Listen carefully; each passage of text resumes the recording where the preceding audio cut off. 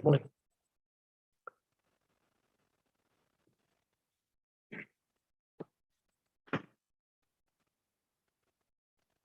Shalom saudara-saudara, Shalom alaikum Besem Hamasya. Pada kajian yang ke-46 ini kita akan membahas tema mengenai Bileam bin Beor yang di dalam tradisi Yahudi disebut sebagai salah satu dari 7 nabi umat haolam, nabi bagi bangsa-bangsa non-Israel. Dan Bileam bin Beor ini adalah nabi yang terakhir yang dibangkitkan oleh Tuhan untuk bangsa bukan Yahudi atau bangsa non-Israel. Oleh karena itu, gambaran tentang Bileam bin Beor sebagaimana dicatat dalam kitab kitab Bilangan pasal 22 sampai pasal 24, ini tampaknya nadanya positif. Tetapi apabila kita melihat dalam kitab Nabi Yosua, khususnya pasal 13 ayat 22, di mana Bileam bin Beor ini akhirnya dibunuh oleh orang Israel. Dan di sana dia disebut sebagai tukang tenung.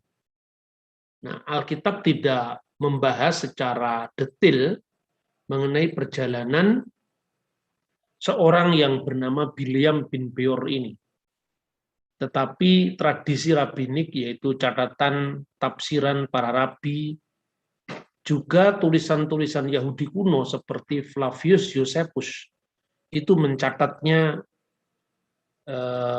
sangat cukup detail ya. Misalnya di dalam tulisan Flavius Josephus, itu seorang ahli sejarah Yahudi di abad pertama, tentu dia mewakili bagaimana pandangan atau tradisi Yahudi pra-Kristen mengenai sosok Bileam bin Beor ini. Itu disebutkan dalam bukunya Sejarah Kuno Bangsa Yahudi, secara khusus buku yang keempat, chapter yang ke-6, paragraf ke-6 sampai dengan paragraf ke-12. Jadi di sana disebutkan tentang bagaimana Bileam bin Beor.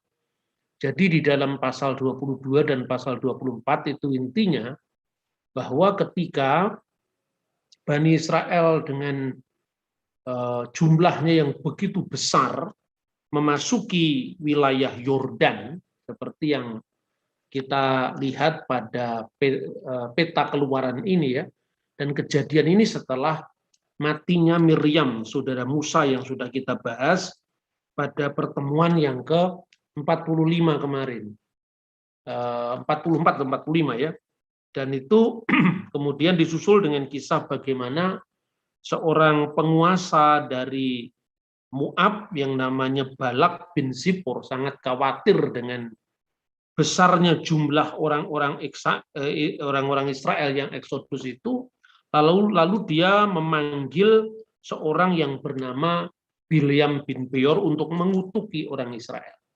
Tetapi singkat kisahnya, kemudian Bileam tidak mampu untuk melakukan misinya itu karena dicegah oleh Tuhan melalui malaikatnya. Maka muncullah kisah yang terkenal yang di dalam kitab Bilangan pasal 22 mengenai keledai Bileam dan malaikat Tuhan itu. Nah, karena ini pembahasan yang akan fokus pada kisah ini, maka saya akan membaca kitab Bilangan pasal 22 ayat 21 sampai dengan ayat 35 ya, 35. Begini. Lalu bangunlah Bileam pada waktu pagi, dipelanailah keledainya yang betina dan pergi bersama-sama dengan pemuka-pemuka Moab. Tetapi bangkitlah murka Allah ketika ia pergi dan berdirilah malaikat Tuhan di jalan sebagai lawannya. Bileam mengendarai keledainya yang betina dan 2 orang bujangnya ada bersama-sama dengan dia. Ketika keledai itu melihat malaikat Tuhan berdiri di jalan dengan pedang terhunus di tangannya, menyimpanglah keledai itu dari jalan dan masuk ke ladang. Maka Bileam memukul keledai itu untuk memalingkannya kembali ke jalan. Kemudian pergilah malaikat Tuhan berdiri pada jalan yang sempit di antara kebun-kebun anggur dengan tembok sebelah menyebelah. Ketika keledai itu melihat malaikat Tuhan, ditekannya lah dirinya kepada tembok sehingga kaki Bileam terhimpit kepada tembok. Maka ia memukulnya pula. Berjalanlah pula malaikat Tuhan terus dan berdirilah ia pada suatu tempat yang sempit yang tidak ada jalan untuk menyimpang ke kanan atau ke kiri. Melihat malaikat Tuhan, meniaraplah keledai itu dengan Bileam masih di atasnya. Maka bangkitlah amarah Bileam, lalu dipukulnyalah keledai itu dengan tongkat. Ketika itu Tuhan membuka mulut keledai itu sehingga ia berkata kepada Bileam, apakah yang kau lakukan kepadamu sampai engkau memukul aku 3 kali? Jawab Bileam pada keledai itu, karena engkau mempermain-mainkan aku. Seandainya ada pedang di tanganku, tentulah engkau kubunuh sekarang. Tetapi keledai itu berkata kepada Bileam, bukankah aku ini keledaimu yang kau tunggangi selama hidupmu sampai sekarang? Pernahkah aku berbuat demikian kepadamu? Jawabnya tidak. Kemudian Tuhan menyingkapkan mata Bileam, dilihatnyalah malaikat Tuhan dengan pedang terhunus di tangannya berdiri di jalan. Lalu berlututlah ia dan sujud. Berfirmanlah malaikat Tuhan kepadanya, apakah sebabnya engkau memukul keledaimu sampai 3 kali? Lihat, aku keluar sebagai lawanmu. Sebab jalan ini pada pemandanganku menuju kepada kebinasaan. Ketika keledai itu melihat aku, telah 3 kali ia menyimpang dari hadapanku. Jika ia tidak menyimpang dari hadapanku, tentulah engkau yang kubunuh pada waktu itu juga, dan dia kubiarkan hidup. Lalu berkatalah Bileam kepada malaikat Tuhan, aku telah berdosa, karena aku tidak mengetahui bahwa engkau ini berdiri di jalan menentang aku. Maka sekarang jika hal itu jahat di matamu, aku mau pulang. Tetapi malaikat Tuhan berfirman kepada Bileam, pergilah bersama-sama dengan orang-orang itu, tetapi hanyalah perkataan yang akan kukatakan kepadamu, harus kau katakan. Sesudah itu pergilah Bileam bersama-sama dengan pemuka-pemuka Balak itu. Nah, kisah ini mungkin lebih banyak dikenal ketika Anda sekolah minggu, sehingga kisah yang sangat menarik. Bagaimana sosok Bileam ini dipahami di dalam Yudaisme dan kekristenan. Sehingga di dalam kitab Wahyu itu disebutkan tentang Bileam yang menggambarkan tentang problem kejatuhan salah satu dari 7 gereja di wilayah Asia Kecil. Dan di dalam sastra apokaliptik ini sangat terkenal, di mana jalan Bileam itu dianggap jalan keserakahan, di mana menerima uang untuk mengorbankan pihak yang benar. Tetapi kalau kita membaca di dalam kitab Bilangan pasal 22 sampai 24, tidak ada kisah kejahatan Bileam. Hanya di dalam kitab Nabi Yosua pasal 13 ayat 23, di mana Bileam bin Beor, tukang tenung itu, dibunuh oleh orang Israel. Itu disebutkan di sana. Karena itu di dalam catatan Flavius Josephus, seorang sejarawan Yahudi, menulis sekitar tahun 90, dia mengatakan bahwa setelah kemudian Bileam bin Beor tidak mampu mengutuki bangsa Israel, bahkan kutukannya oleh Tuhan diubah menjadi berkat. Bahkan di dalam salah satu berkat yang diucapkan melalui Bileam itu adalah nubuatan tentang Mesias, di mana disebutkan di dalam pasal 24 secara khusus ayat 17. Aku melihat dia tetapi bukan sekarang. Aku memandang dia tetapi bukan dari dekat. bintang terbit dari Yakub, tongkat kerajaan timbul dari Israel, dan meremukkan pelipis-pelipis Moab, dan menghancurkan semua anak Set. Ini dipahami baik oleh para rabi dalam tafsiran rabbinik sekarang ini, maupun dalam pemahaman iman Kristiani sebagai nubuat akan kedatangan Sang Mesias Raja atau Malka Mesiha yang akan lahir dari suku Yehuda. Tetapi Yosefus juga mencatat bahwa ketika kemudian Bileam mengucapkan berkat itu kepada bangsa Israel, dan pasal 25 itu menggambarkan tentang Israel yang jatuh kepada penyembahan berhala, di mana dia menyembah Baal Peor. Nah, di sana memang tidak disebutkan lagi tentang sosoknya apa yang disebutkan dan dilakukan oleh Bileam, tetapi dalam catatan Yosefus, dan tentu itu merupakan tradisi lisan dari orang Yahudi yang sangat tua, itu disebutkan bahwa sekalipun Bileam tidak berhasil untuk mengutuk orang Israel, tetapi dia tahu kelemahan bangsa Israel. Lalu dia mempengaruhi, memberikan saran kepada Balak untuk menggoda orang Israel dengan anak-anak gadis mereka. Anak-anak gadis orang-orang Moab, dan akhirnya mereka bersama-sama dengan anak-anak Israel itu mempersembahkan korban bagi ilah-ilah bangsa Moab di tempat yang disebut Baal Peor, dan di sanalah kemudian murka Tuhan luar biasa terhadap Bani Israel, itu atas hasutan dari Bileam bin Beor. Oleh karena itu, ada yang menafsirkan Bileam itu adalah yang mencaplok bangsa-bangsa, karena reputasinya yang cukup internasional saat itu, karena dia berasal dari Mesopotamia, sehingga dia dipanggil sampai ke wilayah Moab, yaitu sekarang wilayah Yordan. Tentu dia sebagai seorang juru tenung atau seorang pengutuk yang sangat terkenal. Tetapi di mata Tuhan, apa yang direncanakan, kejahatan yang direncanakan itu diubah menjadi berkat bagi bangsa Israel. Dan dalam kitab Taurat nanti kita akan melihat bahwa Bileam bin Beor juga disebut seorang yang menerima visi dari Tuhan. Nah, ini nanti akan menjadi pelajaran penting dalam teologi Yahudi, di mana Bileam ini di satu pihak diakui sebagai nabi bagi bangsa-bangsa bukan Yahudi, yang termasuk sebagai nebiim umot ha'olam. Jadi nabi-nabi bagi umat bangsa-bangsa.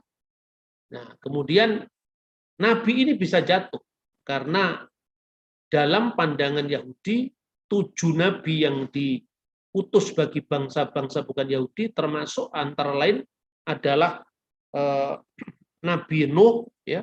Makanya bagi bangsa-bangsa bukan Yahudi berlaku yang dikenal dengan hukum Nuh. Kemudian Ayub itu adalah nabi bukan Yahudi yang diutus bagi bangsa-bangsa.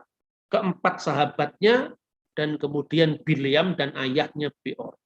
Jadi nabi bangsa-bangsa lain itu bisa jatuh ke dalam penyembahan berhala dan kejatuhan yang tidak bisa diangkat lagi. Tetapi nabi-nabi bagi Bani Israel, sekalipun Daud pernah jatuh, Salomo pernah jatuh, sekalipun banyak tokoh-tokoh juga tidak bersifat maksum atau tanpa dosa seperti definisi yang dikembangkan oleh umat Islam jauh di kemudian hari, tetapi nabi-nabi bagi orang Israel ini lebih terjaga dari rahmat ilahi. Nah, ini apa inti dari apa yang kita pelajari dari sosok Bileam bin Beor. Menariknya, saudara-saudara, kisah dalam Alkitab ini sebelum tahun 1967 itu hanya dianggap sebagai sebuah narasi biblikal yang tidak memiliki dukungan historis, karena memang belum ada data arkeologi yang mengungkapkan tentang siapa Bileam bin Beor. Sampai tahun 1967 itu ditemukan di sebuah reruntuhan yang namanya Der Ala di wilayah Yordan. Di sana ditemukan tentang prasasti Bileam Bar Beor.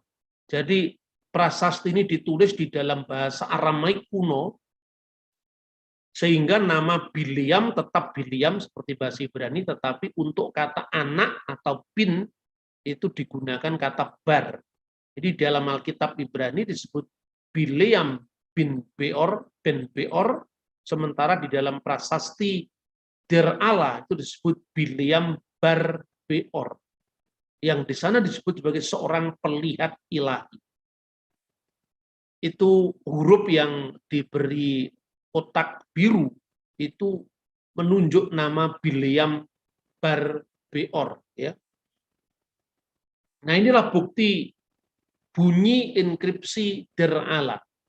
Jadi bentuknya seperti itu, dan itu sebenarnya terpahat di tembok, dan itu ditemukan setelah secara arkeologi itu dibuktikan pernah adanya sebuah bencana besar yang terjadi kira-kira abad ke-8 sebelum Masehi. Nah, tetapi prasasti sendiri tampaknya memang jauh lebih kuno daripada abad ke-8 sebelum Masehi. Ketika itu muncul sudah kerajaan Israel, ya, abad ke-8 sebelum Masehi. Artinya setelah perpecahan Israel Raya menjadi Israel dan Yehuda. Tetapi gempa bumi atau bencana besar yang terjadi pada abad ke-8 sebelum Masehi itu justru akhirnya membuat inskripsi ini tertimbun dan rusak. Maka banyak kerusakan yang tidak bisa dibaca lagi. Tetapi dalam penemuan arkeologi tahun 1967, itu berhasil dibersihkan dan kemudian direkonstruksi bunyinya seperti apa. Lalu ini salah satu dari terjemahan dari bahasa Aramaik yang dilakukan oleh Hotisser dan Van der Kooi. Nah, buku ini bisa dibaca di dalam banyak sekali buku-buku arkeologi tentang Holy Land. Nah, itu yang menarik, ya, dan bunyinya inskripsi itu kira-kira seperti ini. Buku tentang ketidakmujuran Bileam Bar Beor, seorang pelihat ilahi. Nah, di sini digunakan kata ilahi itu adalah elahin dalam bahasa Aram. Kemudian datanglah ilah segala ilah, Eloh Elohim. Dan ungkapan ini nanti kita buktikan juga dipakai dalam bahasa Aram yang digunakan kitab Daniel, elah elahin. Di sini dialeknya agak berbeda, Eloh Elohim, ilah segala ilah, kepadanya pada malam hari. Dan ia melihat penglihatan sesuai dengan ucapan El, Elohim, Allah. Ilah-ilah itu berkata kepada Bileam bin Beor, jadi itu akan terjadi dengan tidak ada yang dapat mencegahnya. Tidak ada yang pernah melihat hal-hal itu seperti yang kamu dengar. Dan Bileam bangun pada keesokan harinya, dan ia memanggil majelis untuknya. Dan selama 2 hari Bileam berpuasa dan terseduh-seduh menangis. Para pengikutnya lalu datang ke hadapannya, kata mereka kepada Bileam bin Beor, Bar Beor, mengapa kamu berpuasa dan mengapa kamu menangis? Lalu berkatalah ia kepada mereka, duduklah. Aku akan menceritakan kepadamu apa yang telah direncanakan oleh Sadayin. Nah, Sadayin itu adalah Sadai, yang dalam Alkitab Ibrani terjemahkan dengan El Sadai, Allah yang Maha Kuasa. Lalu pergi dan lihat tindakan ilahi. Para dewa telah bersatu. Para dewa yang berkuasa, Sadain atau dibaca Sadayin, itu telah membentuk dewan ilahi. Dan berkatalah mereka kepada Dewi Sagar, jahitlah, ini bukan jahilah, ya, ada kekeliruan, mestinya jahitlah dan tutuplah langit dengan awan tebal. Kegelapan itu ada di sana dan bukan kecemerlangan, ketidakjelasan dan bukan kejelasan. Sehingga kamu telah menanamkan ketakutan dan kegelapan yang pekat, dan jangan pernah mengeluarkan suara lagi. Sebab burung Raja Wali mencela dan burung bangkai akan memekik menghina. Sarang burung nasar akan berteriak menanggapi. burung bangau, anak elang, dan burung hantu. Anak-anak burung bangau, burung pipit, dan burung elang, merpati, dan burung unggas di langit, dan tongkat. Tidak terbaca, titik-titik kosong, di mana ada domba betina, tongkat harus dibawa. Kelinci makan bersama, binatang dari lapangan dan orang-orang liar yang mabuk anggur. Perhatikanlah peringatan musuh Sagar dan Istar. Ini nama dewa pagan, peramal yang terampil. Untuk meramal yang terampil seorang akan membawamu. Dan ke pembuat wewangian mur dan pendeta wanita yang melumuri tubuhnya dengan minyak dan mengurapi dirinya dengan minyak zaitun. Untuk orang yang membawa persembahan di tandan anggur satu. Dan saat seorang memisahkan diri dari rekan-rekannya, para penyerbu pun berangkat. Mereka memperdengarkan mantra-mantra dari jauh. Lalu penyakit-penyakit pun dilepaskan. Semuanya melihat tindakan kesusahan. Sagar dan Istar tidak, dan ini tidak ada terusannya, artinya naskahnya rusak. Anak babi mengusir macan tutul dan mengusir anak babi muda. Itulah persembahan ganda mereka. Jadi kalau kita melihat kronologi harus saya ulang lagi. Karena kegentaran jumlah Israel yang sedang eksodus sangat besar. Balak Raja Moab mengutus orang memanggil Bileam bin Beor. Kalau alamatnya di dalam teks Alkitab itu ke Petor yang di tepi sungai Efrat, itu terjemahan yang kita dapatkan dari terjemahan baru. Padahal dalam teks aslinya sebenarnya tidak ada kata Efrat di situ. Bileam bin Beor mi Petorah. Bileam bin Beor dari Petorah, Aser al-Hanahar eret bini Amun. Yang artinya the river, the land of the children, his people. Jadi yang berada di sungai, negeri dari kaumnya. Nah, ini kemudian ditafsirkan dengan berbagai macam tafsiran. Misalnya dalam Taurat Samaria itu dibaca Edom. Itu karena berubahnya huruf res dan huruf dalet. Tetapi naskah Masoretik saya kira lebih akurat karena Petor itu meskipun bisa berarti sungai Nil di Mesir, ya Petor di tepi sungai negeri dari anak-anak penduduknya itu bisa berarti sungai Nil, tapi juga bisa berarti sungai Efrat di Mesopotamia. Namun itu artinya secara gramatika memang bisa seperti itu karena memungkinkan apakah itu dibaca Efrat ataukah dibaca sungai yang lain. Karena cuma dikatakan Al-Hanahar eret bini Amu, yaitu di tepi sungai di sebuah negeri dari anak-anak penduduknya. Nya di sini menunjuk kepada siapa? Nah itu kan persoalannya. Tapi dengan penemuan prasasti Dar Allah telah mengonfirmasi bahwa tempat yang sebenarnya adalah Mesopotamia. Karena apa? Pertama, prasasti Bileam bin Beor itu bahasanya Aramaik. Dan bahasa Aramaik itu sebelum zaman bapak-bapak bangsa sudah eksis. Sehingga Abraham disebut nenek moyangku seorang Aram pengembara. Dan itu bahasanya bahasa Aram, Proto-Aramaik, Aramaik kuno. Ketika Yakub bertemu dengan Laban di sebuah batu tempat mereka melakukan perjanjian, Daud menyebut Yakub menyebutnya dalam bahasa Ibrani galet yang artinya timbunan batu. Tetapi Laban yang berasal di Mesopotamia menyebutnya dengan Yegar Sahaduta. Yagar artinya batu, Sahaduta kesaksian. Yang jelas itu bahasa Aram. Dan kemudian prasasti Bileam bin Beor juga memakai bahasa Aram lengkap dengan misalnya istilah-istilah bagi nama ilahi. Misalnya elah elahin. Itu dipakai dalam prasasti ini dengan sebutan Eloh Elohin. Lalu ungkapan sadai atau sedain itu terpelihara di dalam bahasa Ibrani El Sadai. Kemudian juga kata El yang secara umum lebih dipakai di bangsa-bangsa Timur Tengah kuno juga dipakai di sini. Nah ini sangat menarik karena prasasti ini mengonfirmasi bahwa sesungguhnya kisah tentang Bilyan bin Beor, termasuk dengan keledai yang bisa berbicara, itu ternyata dikonfirmasi oleh penemuan arkeologi. Kenapa?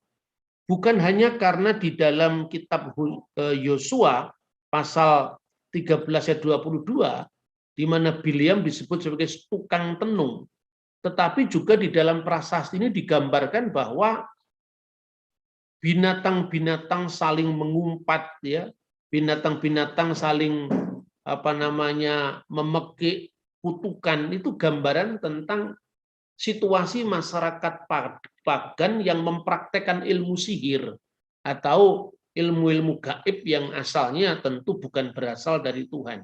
Dan ini mengkonfirmasi catatan Alkitab bahwa Tuhan bisa menggunakan sihirnya bangsa-bangsa itu untuk menyatakan kehendaknya, sehingga sehingga kutukan yang direncanakan secara jahat bagi umatnya itu diubah menjadi sebuah berkat, seperti yang dicatat di dalam Bilangan pasal 22 dan sampai pasal 24. Nah, saya ulang karena itu pertama dikatakan konsep nabi dalam Yahudi, Kristen, dan Islam itu berbeda. Dalam Islam konsep nabi itu memang terhindar dari salah, yaitu dari maksum. Nabi itu bersifat maksum, terhindar dari perbuatan dosa, sehingga mereka derajatnya terpelihara seperti malaikat, ya, keutamaannya bahkan melebihi malaikat. Tetapi konsep seperti ini tidak pernah ada di dalam Yudaisme, dan itu dilanjutkan oleh Kristen. Nah, kemudian konsep nabi sendiri berbeda. Dalam Islam Adam disebut nabi, dalam Yahudi Adam tidak pernah disebut nabi, Lot tidak pernah disebut nabi. Dalam Yudaisme sekalipun juga tidak semuanya persis sama dengan kekristenan. Tetapi paling tidak karena akar bersama Kristen, Yahudi, Samaria itu kita bisa melacaknya, ya. Dalam Yudaisme, khususnya Yudaisme yang sekarang dilanjutkan Yudaisme rabbinik, itu ada 55 nabi dan nabiyah. 48 nabi-nabi dan 7 nabiyah yang dihitung dari Abraham. Ini catatan dari Talmud Megilat 14a. Dalam Yudaisme diakui ada nabi-nabi bukan Israel yang disebut Nebiim Umot Ha'olam. Jadi nabi-nabi bagi umat bangsa-bangsa. Dan itu pertama adalah Ayub, kedua Elifas, Bildad, Elihu, dan Sopar. Dan keempat orang ini dicatat dalam kitab Ayub sebagai sahabat Ayub. Dan kemudian Beor, bapaknya Bileam, dan kemudian Bileam bin Beor. Itu disebutkan di dalam traktat Baba Batra 15a. Kemudian kekristenan juga mengakui misalnya Daniel sebagai nabi. Dalam Yudaisme, Daniel itu lebih disebut orang bijaksana. Karena apa? Karena Daniel tidak dimasukkan di dalam kelompok buku yang disebut Nebiim, yaitu nabi-nabi. Tetapi di dalam konteks Yudaisme dan Kristen, nabi itu sebagai orang yang memproklamasikan, memanggil kepada jalan Tuhan, dan kemudian haroeh itu ada seorang pelihat masa depan. Makanya dari kata haroeh itu kemudian menjadi bahasa Yunani propetos. Jadi orang yang melihat sebelum semuanya terjadi. Dan aspek ini, yaitu aspek roeh ini juga dijumpai di dalam nabi-nabi bagi bangsa-bangsa yang bukan Yahudi. Nah, saudara-saudara, ini salah satu catatan dari Baba Batra 15b. Saya ulang kembali supaya, karena bagi kita mungkin orang Kristen yang tidak banyak membaca kitab suci dari akar semitiknya, ya, baik itu melalui tradisi Yahudi yang berjalan berabad-abad, bukan hanya Yahudi rabbinik, tapi saya kira juga orang Esseni, di Wadi Qumran, Yahudi Karaid, yang mungkin salah satunya pengaruh Saduki yang tidak percaya pada kitab nabi-nabi dan kitab Ketuvim, hanya kitab Taurat yang mereka percaya. Dan kemudian juga Yahudi Helenik yang itu kemudian juga punah dan banyak bergabung dengan kekristenan, sehingga di dalam catatan sejarah itu jejaknya sangat jelas. Yahudi Helenik itu jelas karya besarnya adalah Septuaginta, kemudian catatan Philo, seorang Yahudi dari Alexandria, dan kemudian juga sinagoga-sinagoga berbahasa Yunani yang menyebar di dunia Perjanjian Baru. Dan itu yang kemudian banyak sekali tertarik dengan iman Kristen. Salah satu penyebabnya karena apa? Karena orang-orang Parisi pada saat itu menggunakan kesempatan untuk melakukan proselitisme, yaitu peyahudian kepada orang-orang yang ada di perantauan, orang-orang non-Yahudi yang tertarik pada agama Yahudi, itu karena motivasi politik. Sehingga kalau kita lihat mereka, orang Parisi, orang Saduki, itu sebenarnya berebut masa mengambang yang disebut dengan umat ha'ulam, umat bangsa Amhaaret, jadi penduduk negeri. Itu gambaran dari orang-orang Yahudi yang menyebar di perantauan.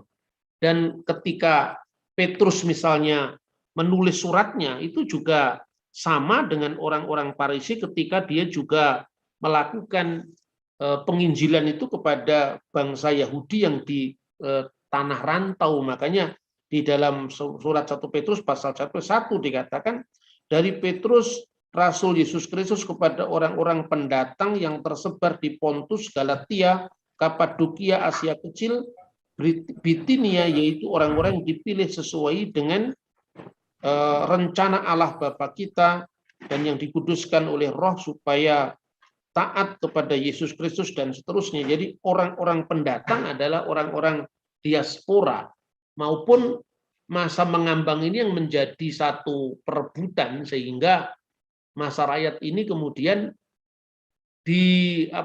diproselitkan oleh orang Parisi. Makanya di dalam Injil Matius Yesus mengatakan, celakalah kamu hai ahli-ahli Taurat dan orang-orang Parisi, kamu menjelajah lautan dan daratan hanya untuk menobatkan orang dalam agamamu.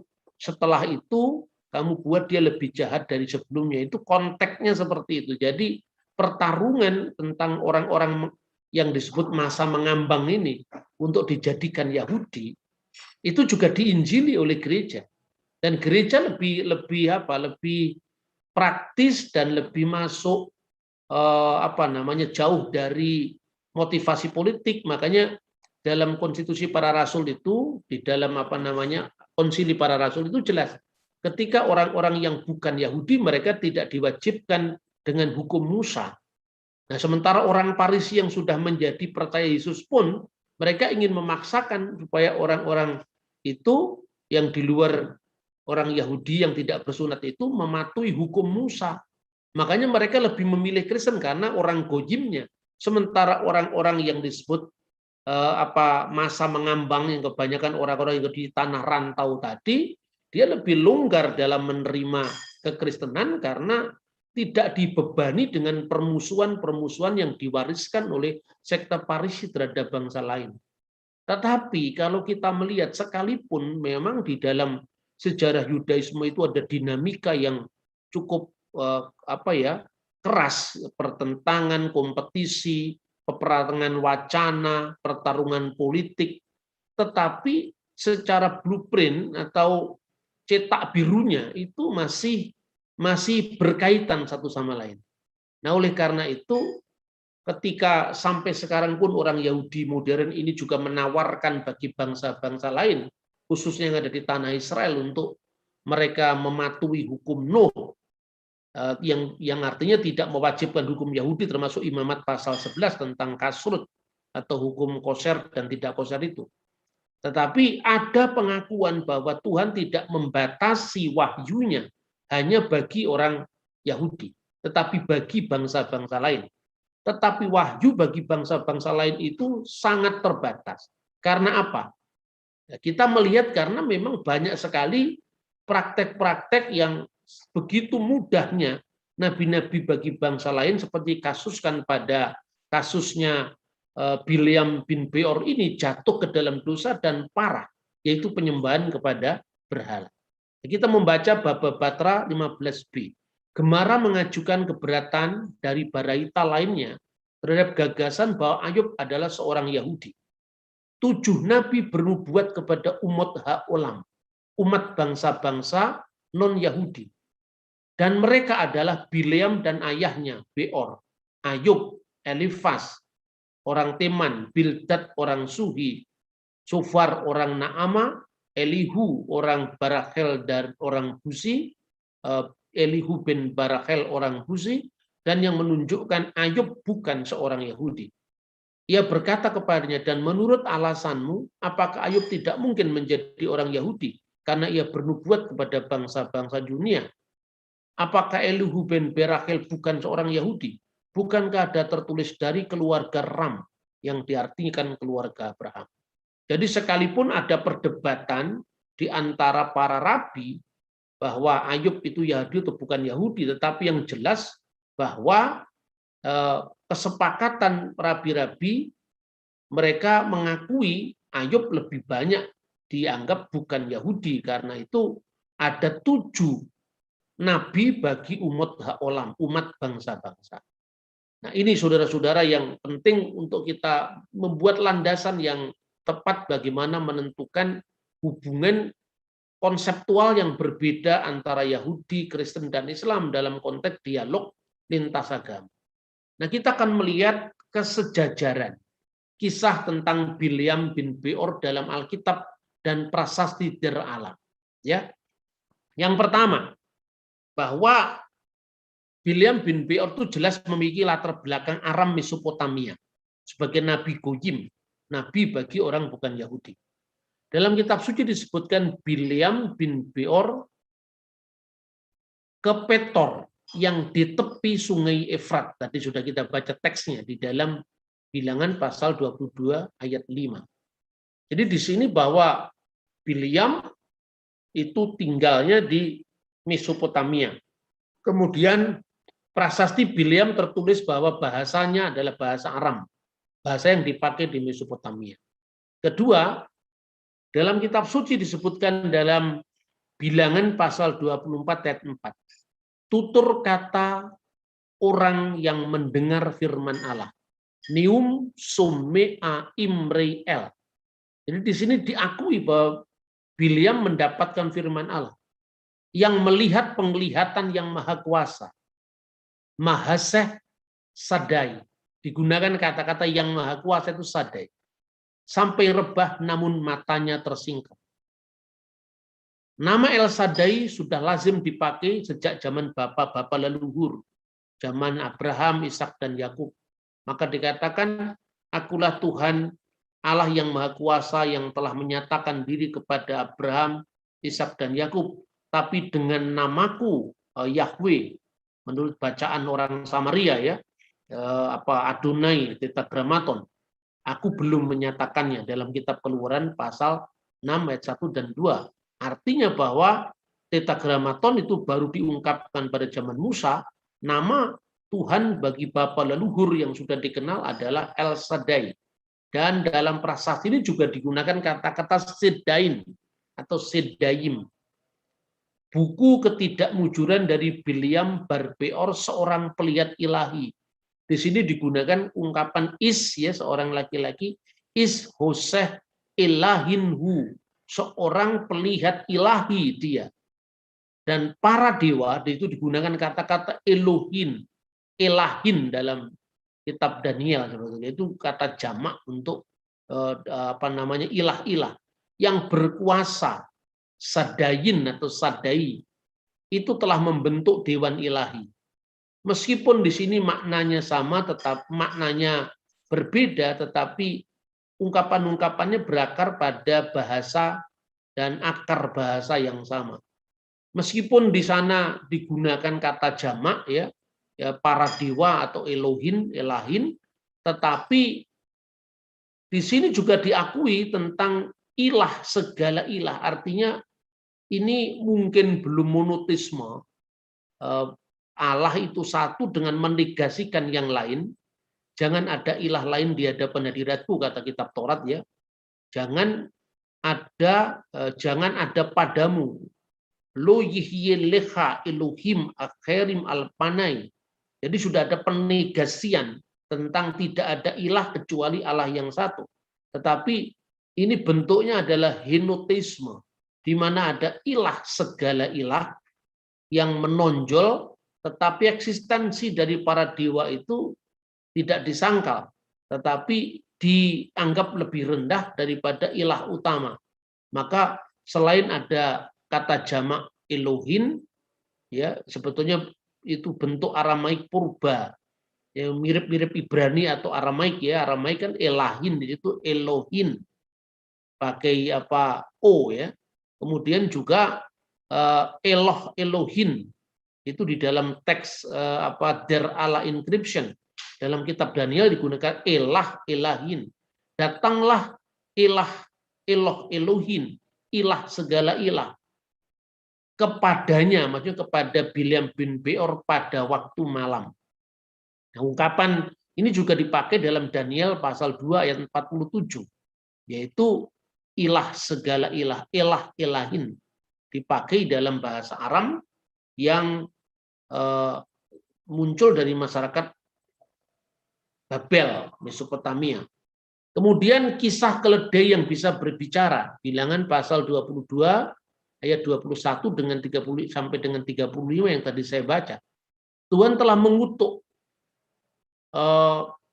termasuk kutukan binatang menjadi berkat ya melalui keledai Bileam. Jadi gambaran tentang apa namanya burung Raja Wali mencela, pekik burung bangkai menghina, sarang burung nasar berteriak menanggapi, burung bangau, anak elang dan burung hantu, itu kan gambaran di dunia pagan yang mengenal sihir, di mana mereka melakukan praktek-praktek seperti itu.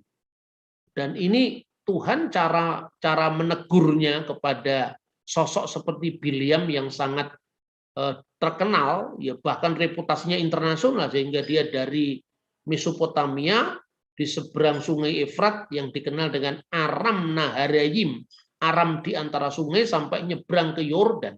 Tentu dia adalah paranormal internasional. Tetapi sesungguhnya itu adalah disebut nabi bagi bangsa-bangsa, karena bagaimanapun juga dalam perspektif orang Yahudi juga manusia itu berada di antara dua medan interaksi antara Yeser Hara dan Yeser Hatov. Dan bagi bangsa-bangsa lain, mereka tidak dibimbing sekhusus orang Yahudi yang dipersiapkan sebagai umat perjanjian untuk melahirkan janjinya kepada Abraham, di mana olehnya semua bangsa akan mendapatkan berkat, semua kaum akan mendapatkan berkat. Jadi artinya Tuhan telah mengubah kutukan menjadi berkat, termasuk kutukan yang dilakukan oleh binatang-binatang dalam konteks sihir mereka.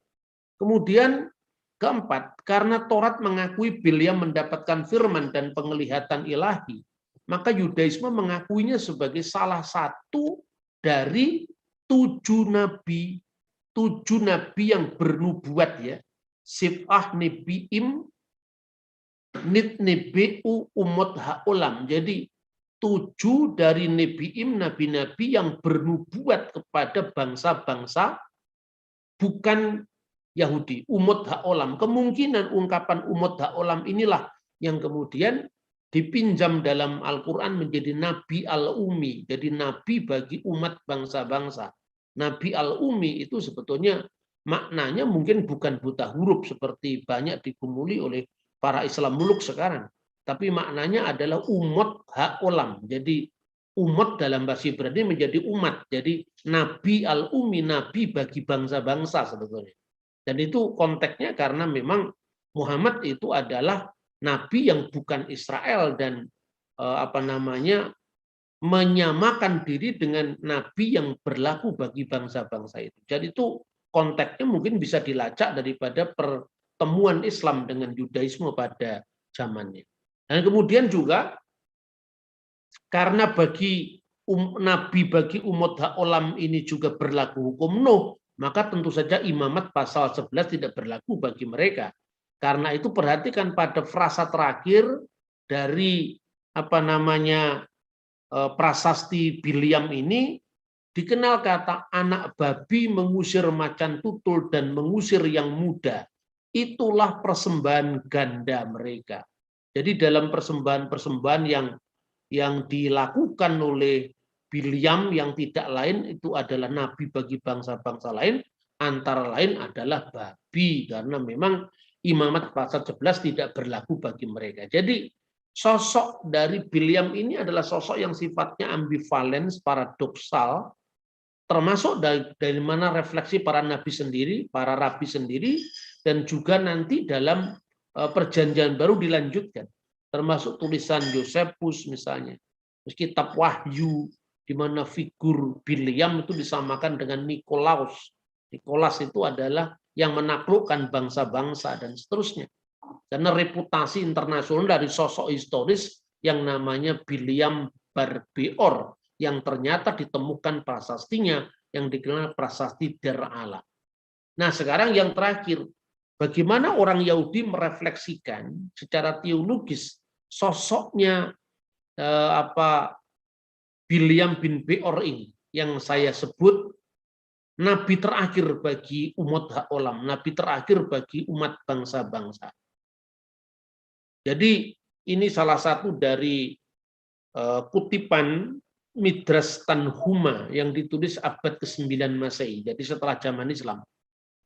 Itu khususnya tentang Balak ya, Midrash Tanhuma, dan ini berbicara tentang sosok Balak yang tadi kita baca yang mencoba untuk menyewa Bilyam untuk mengutuki bangsa Israel pada bagian pertama. Saya membacanya lengkap supaya kita bisa jelas bagaimana perspektif tentang nabi bagi bangsa-bangsa bukan Yahudi. Sekarang Balak bin Zippor melihat, penekanannya pada kata melihat di sini. Teks ini terkait gunung batu, pekerjaannya sempurna karena segala jalannya adalah adil. Ulangan pasal 32 ayat 4. Sebagai yang maha kudus, Tuhan Israel, juga raja, nabi, dan orang bijak milik Israel, didapati bersama raja, nabi, orang bijak dari bangsa-bangsa di dunia. Allah mengangkat Salomo sebagai raja atas seluruh bumi, dan dia melakukan hal yang sama untuk Nebukadnezar, seperti dikatakan, aku bahkan memberinya binatang buas untuk melayani dia. Yeremia 27 ayat 6. Salomo membangun bait suci, mengucapkan banyak pujian dan permohonan. Dan yang terakhir, maksudnya Nebukadnezar, menghancurkannya, mengutuk dan menghujat. Dengan berkata, aku akan naik ke tempat yang tinggi di awan, aku akan menyerupai yang maha tinggi. Allah memberi Daud kekayaan dan memperoleh rumah Tuhan untuk namanya, yaitu bait suci. Bait suci adalah milik Daud karena Daud menyiapkan bahan-bahan untuk membangunnya. Meskipun pembangunan direalisasikan pada masa Salomo. Allah memberi kekayaan kepada Haman. Akan tetapi ia telah menyembelih bangsa-bangsa. Setiap martabat yang diterima oleh Israel, kamu akan temukan bahwa bangsa-bangsa di dunia juga menerimanya. Dengan cara yang sama Allah membangkitkan Musa untuk Israel, yang berbicara dengannya kapan saja dia mau. Allah juga membangkitkan Bilyam untuk bangsa-bangsa di dunia, agar ia dapat berbicara dengan Tuhan kapan saja dia mau. Lihatlah. Nah, kata yang ditekankan kata lihatlah. Setelah Balak bin Zippor melihat, maka tekanannya dalam Tanhuma ini, lihatlah betapa berbedanya antara nabi-nabi Israel dan nabi-nabi bangsa-bangsa lain. Para nabi Israel memperingatkan bangsa-bangsa tentang pelanggaran. Karena itu dikatakan, aku telah menetapkan engkau sebagai nabi bagi bangsa-bangsa. Yeremia 1 ayat 5. Sebaliknya, para nabi yang dibangkitkannya dari bangsa-bangsa lain membuat langkah untuk melenyapkan manusia dari dunia yang akan datang, dari olam haba. Bukan hanya itu, semua nabi memiliki sikap belas kasihan, welas asih terhadap Israel dan bangsa-bangsa lain di dunia. Karena demikian kata Yesaya. Oleh karena itu, seperti kecapi mendengking, begitu juga kalbuku menjerit ketika melihat keadaan Moab. Juga kata Yeskel, hai anak manusia, ucapkanlah ratapan bagi Tirus. Artinya Israel memberkati bangsa-bangsa. Tetapi orang kejam ini bangkit untuk mencabut seluruh bangsa tanpa alasan. Tanpa alasan. Karena itu, Parasah bagian dari Bileam ditulis untuk memberitahukan mengapa yang kudus terpujilah namanya. Menyingkirkan Roh Kudus dari umat Haolam. Oleh karena Tuhan membangkitkan orang ini dari antara umat dan engkau akan melihat sendiri apa yang dikerjakan. Jadi itu gambaran orang Yahudi tentang bagaimana sosok Bileam ini menjadi contoh bagi Tuhan pun tidak pilih kasih. Dia membangkitkan Raja Salomo dengan kekayaan, dengan hikmat. Tetapi dia juga membangkitkan Nebukadnezar. Tetapi kalau Salomo membangun bait suci, memberkatinya, tetapi Nebukadnezar mengutuk dan menghancurkan bait suci. Jadi kontras membandingkan misalnya antara Daud dengan Haman, Salomo dengan Nebukadnezar. Begitu juga antara nabi-nabi Israel dan nabi-nabi umat Haolam. Ya, di antara nabi-nabi umat Haolam yang lurus itu adalah Nuh, kan itu nenek moyang seluruh umat manusia. Ayub itu lurus, tetapi Bileam tidak lurus dan menjadi contoh bagaimana kejatuhan nabi bagi bangsa-bangsa lain. Jadi, sekalipun nabi-nabi dalam perspektif Yahudi dan Kristen tidak bersifat maksum, tidak bersifat bebas dari dosa, tetapi oleh karena rencana ilahi terhadap bangsa terpilih yang akan melahirkan Sang Mesias, maka nabi-nabi yang lahir dari Bene Israel terjaga, lebih terjaga dari kesalahan. Sekalipun tidak bebas dari salah pula. Kesalahan atau kejatuhan bahkan itu sangat parah karena sudah menyembah berhala dengan segala macam varian-variannya, varian-varian perbuatannya. Itu dicontohkan pada Bileam bin Beor. Bagi orang Yahudi setelah itu kenabian tidak dikaruniai lagi Roh Kudus karena kenabian sudah selesai pada masa Maleaki, dan setelah itu Tuhan hanya memberikan bat kol, yaitu suara ilahi yang diberikan kepada bangsa-bangsa bukan Yahudi, sampai kemudian Mesias lahir dari bangsa Yahudi. Karena keselamatan datang dari bangsa Yahudi, dan dari Yudaisme itu kemudian diberkatilah bangsa-bangsa lain yang menerima Mesias sebagai Tuhan dan Juru Selamatnya. Tuhan memberkati kita. Shalom alaikum.